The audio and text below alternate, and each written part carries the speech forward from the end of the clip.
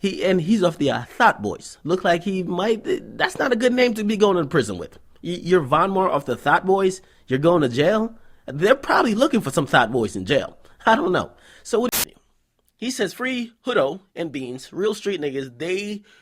Took they 10 and 20 years like soldiers. Now I'm not sure who those guys are, but I could tell you this: I would not be taking no 10 and 20 years like nothing. Okay, first of all. Right? I'm guessing these guys might be innocent and maybe they're just kind of holding their mouth. But if I ain't do shit, best believe me, the nigga that do shit, he will be in jail. Okay? I'm just sorry. I'm just being realistic. If you guys don't want to hear it, I'm sorry. Like a fine coon pack, and we're glad that's not the case. Okay? So, Little Flash, give thanks for life. You might want to quit this gang shit if you ain't really busting the 30s like Little Reese. I don't see this happening to Little Reese. I don't see this happening to Fredo without like an entire 3,000 people dying. Okay? I don't see this happening to Chief Keef. So if you ain't really about that life, you might want to sign to OVO. Actually be catching a back-to-back belly flop, and if you don't know, he put out a project a couple months ago called The Gold Album. You probably never heard of it because it went copper. Now, to be honest, he was talking about... You went from Channel Orange to Balls, though. That's crazy. Bro, he stopped singing about, I've been thinking about you. No. That's when people thought he was fucking pussy. Now when he was just, riding a little bit of cock, he got real with y'all niggas. I'm around a nice affluent town, right? I'm not in an area with too many Negroes, too much fucking crime going on.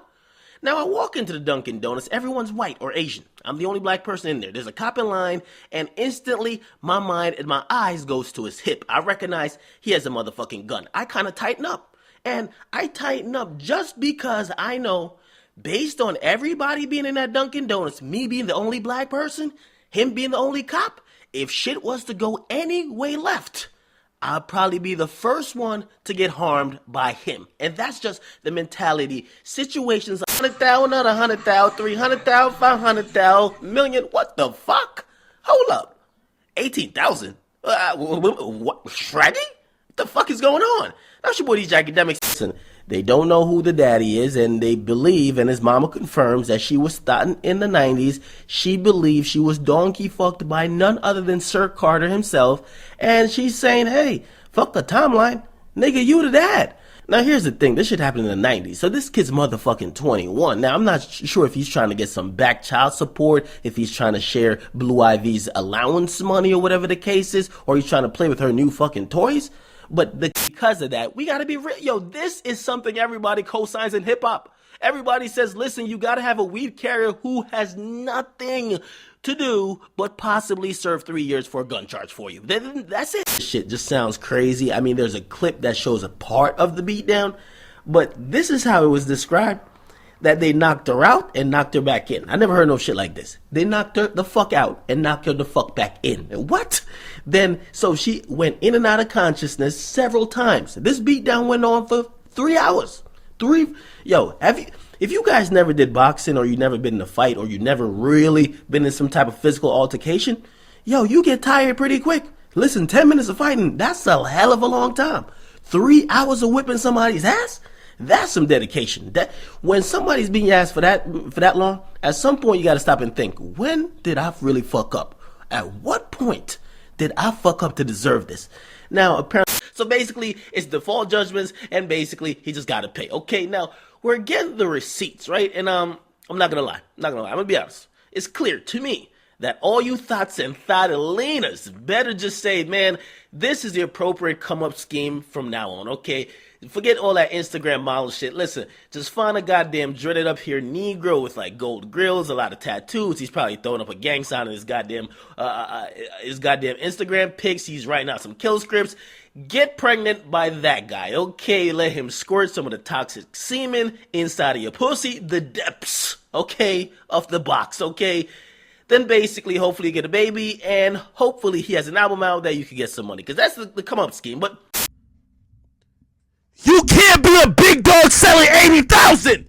I'm glad I came back to this call. How you a fucking big dog selling 80,000? How? Somebody tell me how. Chat, I'm not moving off this. How is a big dog selling 80,000? How? for the niggas who dick ride you and gas you up. How are you a big dog if 80,000 people is only copy your album? How? Chad, how? How? Chad, tell me how, please. I need to know. I need to know, please. 80 fucking thousand, a big dog. Street shit, right? Now, a lot of these guys who are street niggas, they believe you cannot snitch. Now, let's define and really differentiate the difference between snitching and being a regular law-abiding citizen. Me, I'm a law-abiding citizen, okay? I don't do fucking crime, okay? Which means a motherfucker robbed me. If I know you, motherfucker, I might send the police your Instagram name, the videos, everything off your page, screenshots, nigga. I'm sending everything, okay? I'm getting my shit back because that's what it is. I pay a lot of taxes. And I'll be damned if I go out and do something dumb when I know the police is supposed to be doing that bullshit for me, okay? So that's me, but I'm not a street nigga. Now, if you're a street nigga, okay, somebody robs you, somebody shoots you, somebody stabs you, somebody chased you up the block, stripped you down butt naked, butt raped you with a gun, who knows, okay? You're not supposed to call the police. You're supposed to go chase that motherfucker down. You're supposed to go turn that motherfucker into a pack. You're supposed to go get revenge, okay? That's how street niggas claim they do it. Did the same. Academics, I'm coming to your house. Then he said that I told the governor you're responsible for murders. But guarantee he'll say, I'm the police. Riddle me this. Shit about me. Now, if it's not one of those, because maybe your friends, they're just like, they're really down for Bruce Brown, they'll never do something like that, which you probably swear, okay, if it's not them, the only other person I would point the finger at is Carucci, okay? That dudes just get emasculated. Think about it. If you think about everybody that went through that camp, everybody kind of got emasculated. Look at Lamar Odom. He's over here chasing crack boulders. Look at Chris Humphries. He was never the same after. Look at even Kanye West. He lost the bass in his voice, and now he can't even smile in pictures.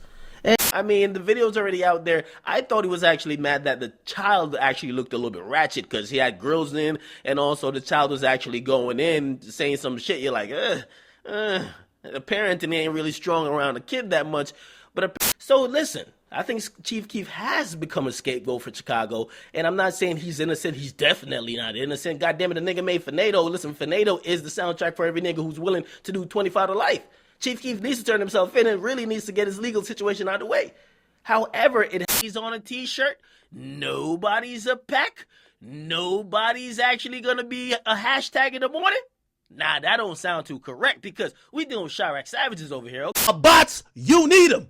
You don't sell shit. You drop music, nobody listens. Look. Meek Mill. Nigga, your shit is like a DDG vlog these days, nigga. Mamas, and clearly, Lil Boosie believes in quantity over quality. He got 4 2s making an 8. Their names are, and check this, Juanita, Tracy, Trivia, and Girl Lisa. This is fuckery at its finest, and it needs to go on a channel called Fuckery Entertainment Television. Now, if you guys in Detroit. Now, the same Negroes who celebrate the ignorant shit, they love the nigga shit that happens in Detroit, and they love what Detroit has become known for because they could be like, I'm from the D. Now, you'll never see them out campaigning and try to make shit better. You never see them really see these type of things as an issue because, of course, as long as Rick Ross didn't perform, they felt like they won. Now, legendary team. But look at this savage right here. He broke into a Southside Catholic church, and guess what he did? He beat an elderly priest with a victim's cane. And he beat him with, oh my God, oh my sweet Jesus. He beat him with a holy water sprinkler. Listen, I can't make this up. It sounds unbelievable.